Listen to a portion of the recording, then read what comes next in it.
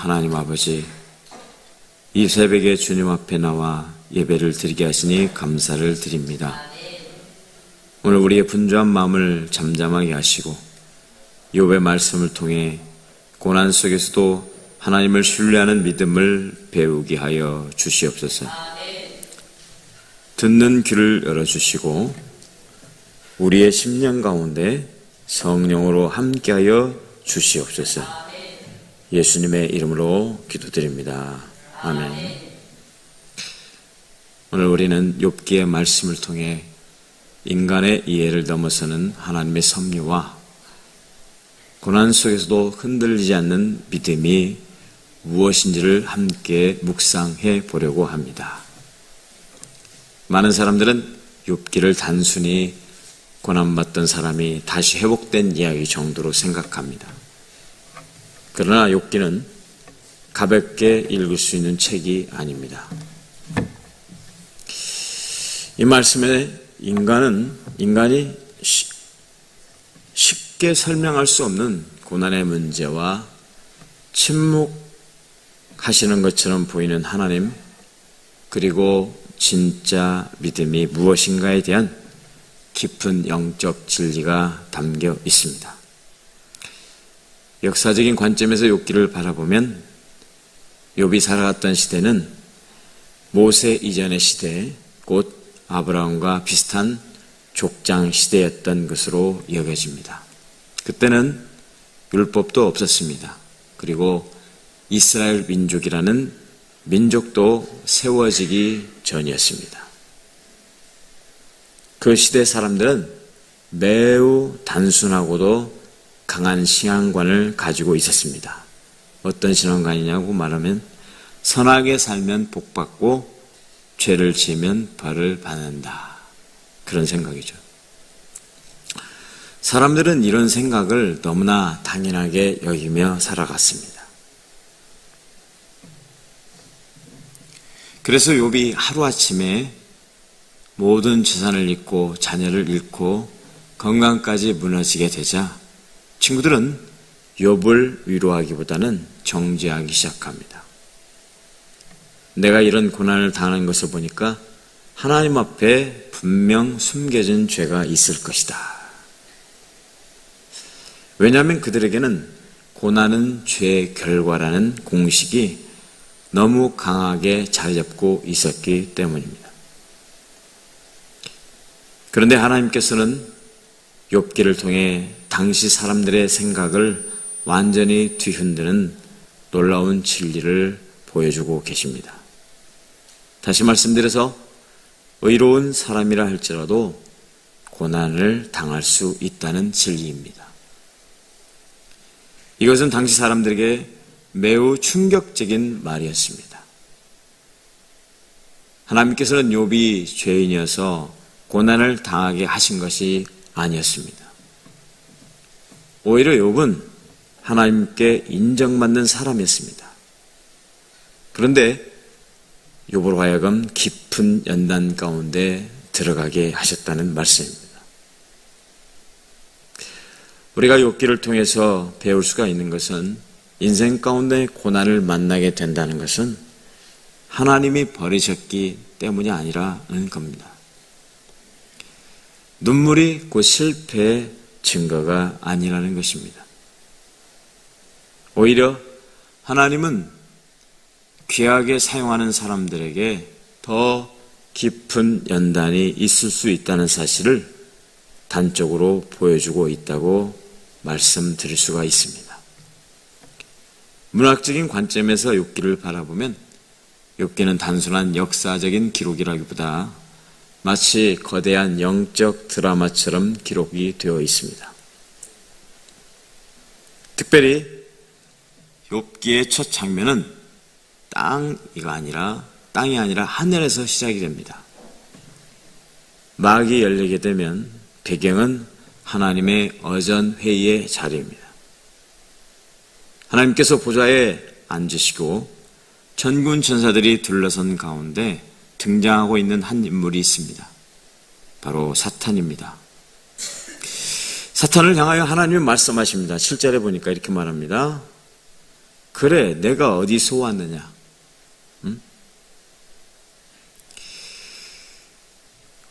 어디를 그렇게 왔다 갔다 했느냐? 그렇게 말합니다. 사탄이 하는 말이 뭐라고 합니까? 오란 곳은 없지만 가볼 데가 참 많이 있습니다. 8절에 이어서 이렇게 말씀하십니다. 그래, 내가 내 종 욥을 주야에 보았느냐? 그와 같이 순전하고 정직하여 하나님을 경외하는 자가 세상에도 없다. 하나님 보시기에 욥이 어떠했으면 하나님이 욥을 다 칭찬했을까요? 그런데 그 말이 끝나기가 무섭게 사단이 하나님의 말씀을 치고 들어옵니다. 9절에 보면 그렇습니다. 무슨 소리입니까? 욥이 어찌 까닭없이 하나님을 경외하겠습니까? 이어서 10절에 주께서 그와 모든 소유를 울타리로 지켜주고 계시니까, 그리고 그가 하는 일을 다 주께서 복을 주시기 때문에 그가 그렇게 잘 살고 있는 것이 아닙니까?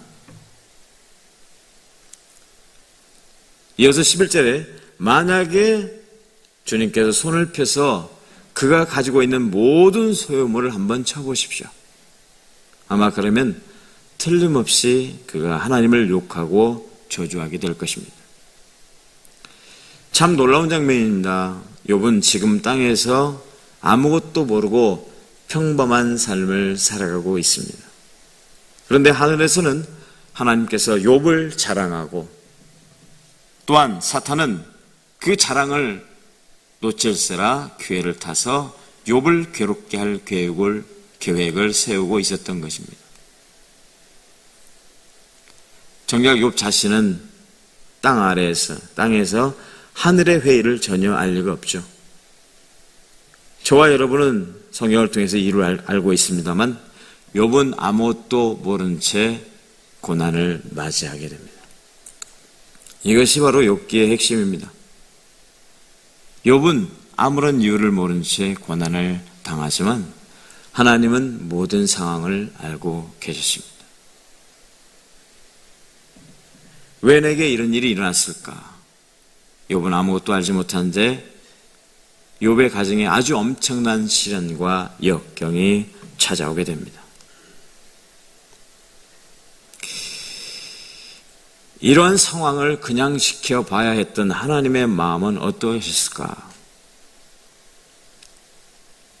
하나님이 하나님의 사람들을 고난 당하게 하는 것을 재미있어 하실까요? 아니요, 그렇지 않아요. 어떻게 해볼 수 없는 방법에 하나님도 안타까운 마음으로 지켜봐야 하는 그 심정을, 하나님의 그 심정이 있다는 겁니다.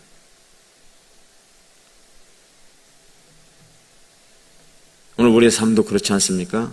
열심히 살아왔는데, 내가 정말 정직하게 성실하게 살아왔는데 왜 뜻밖의 이런 예상치 못한 어려움을 마주하게 될까?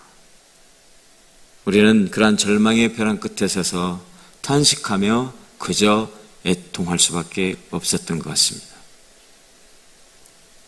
뼈가 내리는 고통 속에서 울부짖어봐도 도무지 이해할 수 없는 현실 앞에 우리는 그동안 얼마나 아파했고 또 아파하고 있습니까? 눈앞에 놓인 안타까운 현실을 바라보며 처절하게 또 부르짖으며 묻고 또 묻습니다. 하나님, 왜 그렇습니까? 왜 이런 일이 제게 일어났습니까? 하지만 야속하게도 하나님은 침묵하시고 아무런 말씀도 없으십니다. 어찌 피조물이 창조주 하나님의 마음을 다 알 수가 있겠습니까만, 그러나 하나님은 그 가운데서도 여전히 일하고 계신다는 사실을 엿볼 수가 있습니다. 우리가 어찌 다 이해할 수 있겠습니까?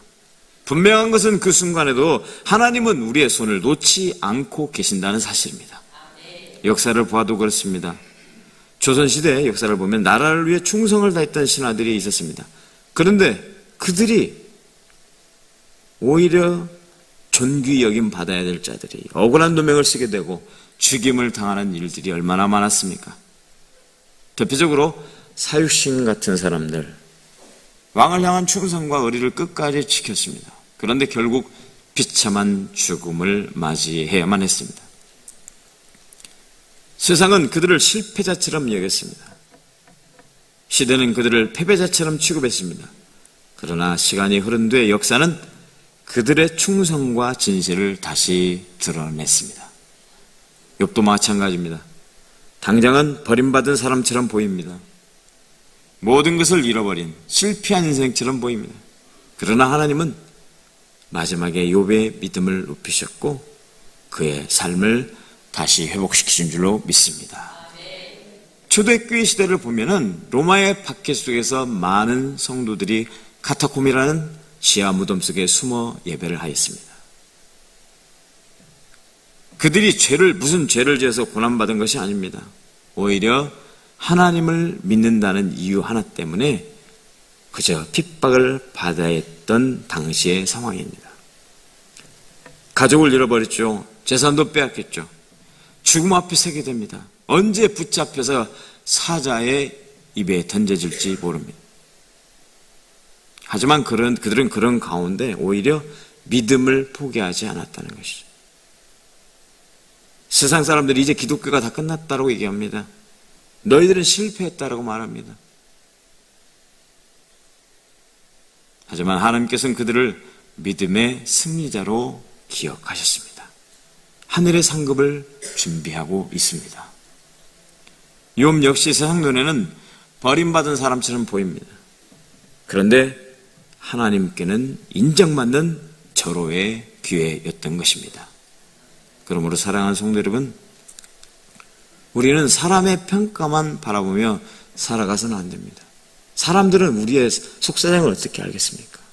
왜 저 사람이 저렇게 됐지라고 겉면만 보기 때문에 다 이해할 수가 없습니다.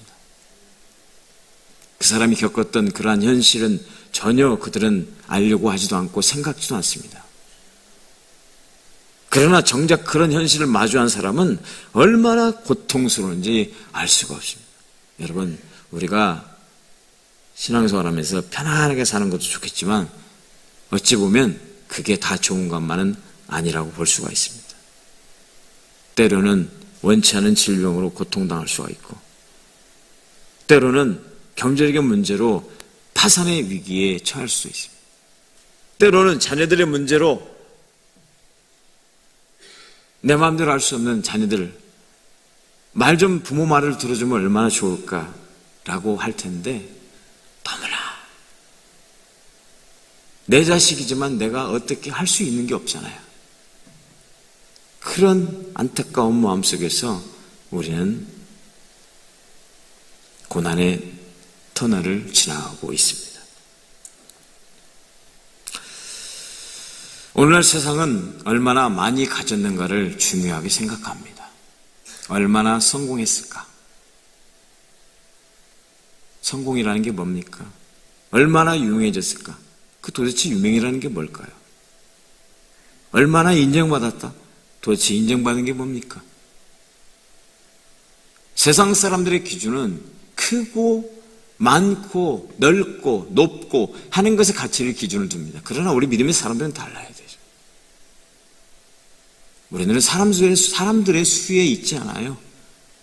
교회가 크냐 작냐가 그런 게 성공이 아니라는 거예요. 진짜 성공은 무엇입니까? 한 영혼을 바르게 세우는 것.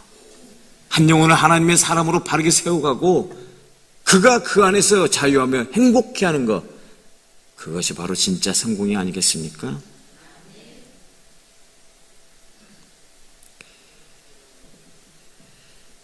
그러나 하나님께서는 사람이 보지 못하는 눈물도 보십니다. 남몰래 흐르는 눈물, 은밀하게 흘리는 눈물, 은밀하게 드리는 그 기도. 떠들썩하지 않아도 조용히 아무도 보이지 않는 곳에서 그 하나님 앞에 나가는 그 기도를 하나님이 들어주시지 않을까요? 아무도 몰라준다 할지라도 그 충성을 하나님이 기억하시고 하나님이 다 알고 계신다는 거예요. 우리들의 심장폐부까지 머릿결까지도 세시는 하나님께서 다 알고 계신다. 그거 하나면 충분할 줄로 믿습니다. 여러분 그 하나로 큰 위로 받으시기 바랍니다. 그러므로 우리는 이유를 다 알지 못해도 하나님을 신뢰해야 되는 거죠. 참 그게 어렵습니다. 사실은 신앙생활하면서 불평과 원망의 마음이 그게 선악과를 따먹은 인간으로부터 나오는 당연한 거예요. 그런데 그 말 한마디 잘못했다가 이스라엘 백성은 어떻게 됐습니까? 광야에서 다 죽게 되잖아요. 그러니까 말을 조심해야 되는데 우리는 때로 어떻게 완전하게 못하기 때문에 때로는 불평도 하고 원망도 하는 것이 오늘 우리 연약한 모습이 아닐까 생각합니다. 저도 마찬가지입니다. 그러나 불평과 원망을 했다 할지라도 바로 정신 차리고 회개하면서 하나님 앞에 돌아오려고 합니다. 하나님 무슨 뜻이 있겠죠? 이래야만 이유가 있겠죠. 그 당시 상황을 접할 때는 너무나 마음이 아프지만 그래도 하나님 무슨 뜻이 있겠죠. 여기까지 인도하시는데 뭘 말씀하시려고 하고 어떻게 하기를 원하십니까?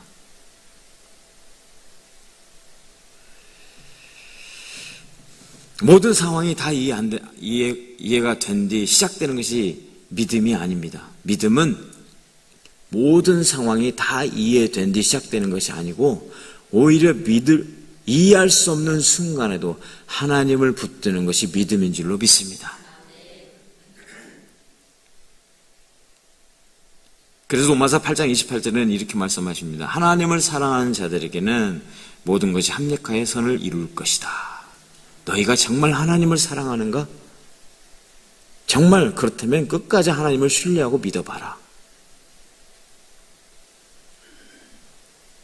그리고 우리는 사람의 인정이 아니라 하나님의 인정을 바라보며 살아갈 수 있기를 바랍니다. 세상은 우리의 헌신을 다 기억하지 못합니다.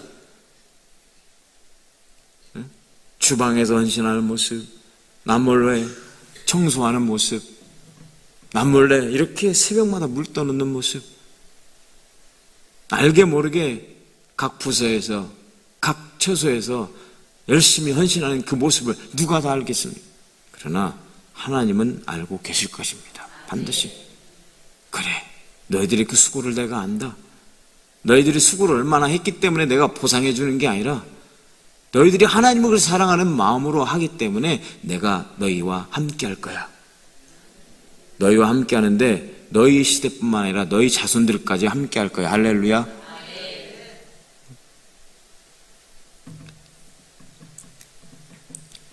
욥도 친구들의 정죄 때문에 더욱 깊은 아픔을 겪었습니다. 선한 일을 한 사람은 복을 받고 나쁜 일을 한 사람은 저주를 받는다. 그러한 관념 때문에 욥이 너가 무슨 하나님 앞에 큰 죄를 지어서 이러고 있지 않는가? 사람들은 욕하고 정죄하고 판단합니다.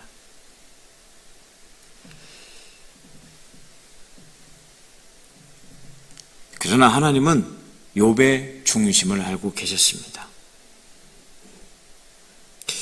우리의 삶도 마찬가지라고 생각합니다. 은밀한 자리에서 흘리는 눈물, 아무도 모르는 기도, 하나님은 결코 잊지 않을 겁니다. 그리고 우리는 고난 속에서도 믿음을 잃지 말아야 됩니다. 신앙생활은 형편이 좋을 때만 드리는 고백이 아닙니다. 신앙은 형편이 좋을 때만 하나님 할렐루야 하면서 찬양하면서 감사합니다 하는 게 아니라 모든 것이 무너진 것 같은 순간에도 그래도 하나님은 선하십니다 라고 말할 수 있는 것이 진짜 믿음인 줄로 믿습니다. 사랑하는 성도 여러분, 욥은 완벽한 사람이 아닙니다. 그러나 그는 하나님 안에서 순전하게 살아가기를 몸부림쳤던 사람이었습니다. 저와 여러분 마찬가지예요. 하나님 앞에서 결코 색깔이 바른 변질된 그런 삶이 아니라 순수한 하나님 앞에 순수한 그 신앙과 믿음을 끝까지 지켜나가야 돼요. 어떠한 환경과 상황 속에서도 그걸 하나님 보시지 않겠습니까? 그게 바로 순금 같은, 정금 같은 신앙이라고 생각을 합니다. 그리고 중요한 것은 성공보다도 하나님은 그 사람의 마음을 보시는 거죠. 세상이 알아주지 않아도 괜찮습니다. 사람들이 오해해도 낙심하지 마십시오. 눈물 속을 지나가는 시간이 있다 할지라도 하나님은 우리의 믿음을 기억하고 계실 것입니다. 그러므로 사람의 칭찬보다 하나님의 인정을 바라보며 설명할 수 없는 고난 속에서도 하나님을 끝까지 붙드는 우리 여러분들이 되시기를 주님의 이름으로 축원합니다. 기도드리겠습니다. 하나님 앞에 1점 번제 11조 감사의 물로 올려드립니다. 사랑의 하나님 아버지, 오늘도 말씀을 통해 우리를 붙들어 주시고 위로하여 주시니 감사를 드립니다. 설명할 수 없는 삶의 순간 속에서도 끝까지 하나님을 신뢰하는 믿음을 주시옵소서. 드려지는 예물을 기쁘게 받아주시고 물질보다 하나님을 더욱 사랑하는 마음을 우리에게 주시옵소서. 이 예물이 복음과 교회를 위해 귀하게 사용되게 하시고 드리는 손길마다 하나님 놀라운 은혜로 갚아 주시옵소서. 성도들이 아픈 성도들이 있는데 그들에게 회복을 주시고 지친 심령마다 날마다 새 힘을 부어 주시옵소서. 예수님의 이름으로 기도드리며 지금은 예수 그리스도의 은혜와 하나님 아버지의 크신 사랑하심과 성령님의 위로와 교통하심이 고난 가운데서도 끝까지 하나님을 신뢰하며 하나님의 시선을 바라보며 살아가기를 결단하는 모든 성도들 위해 지금부터 영원토록 함께 해주시기를 간절히 축원하옵나이다. 아멘.